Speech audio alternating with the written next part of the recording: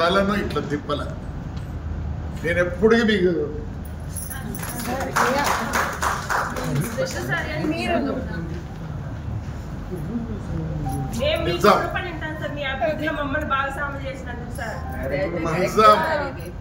నేను మా పిల్లల శాస్త్రి చెప్తున్నా, మీలాంటి కౌన్సిల్ చిక్కరు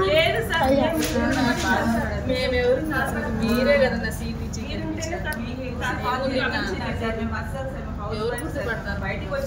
మేమంటే కూడా ఎవరికి గుర్తింపు లేదు. నాకు ఈ 2 రాష్ట్రాల్లో పేరు తెచ్చింది మీరు. మీ వల్లే నాకు ఈరోజు పేరు ఉంది. మీరందరూ బాధపడద్దండి, మీకున్న పేరు ఎవరికి ఉండదు.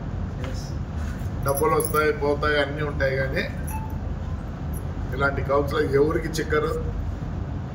ఇప్పుడే పరిస్థితుల్లో డబ్బులకే ప్రలోభపడే టైంలో నాకు తెలుసు మీరు ఎవ్వరు కూడా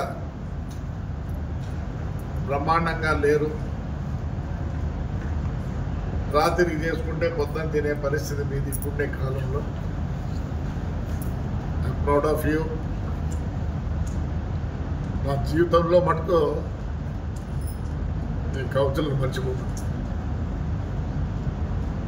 మీరందరూ ఉన్నారు కాబట్టి ఈ ముందు మున్సిపాలిటీ గట్టిగా ఉంది.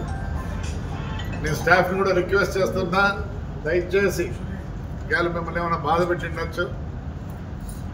బాధ ఎప్పుడు పెట్టను. నా కోరిక, నన్ను ఈ తాడిపత్రి సాకింది కాబట్టి నేను ఖచ్చితంగా ఈ ఊరికి రుణపడి ఉన్నా. నాకు వేరే అవసరం లేదు. బ్రహ్మాండంగా ఇంప్రూవ్ చేయాలి.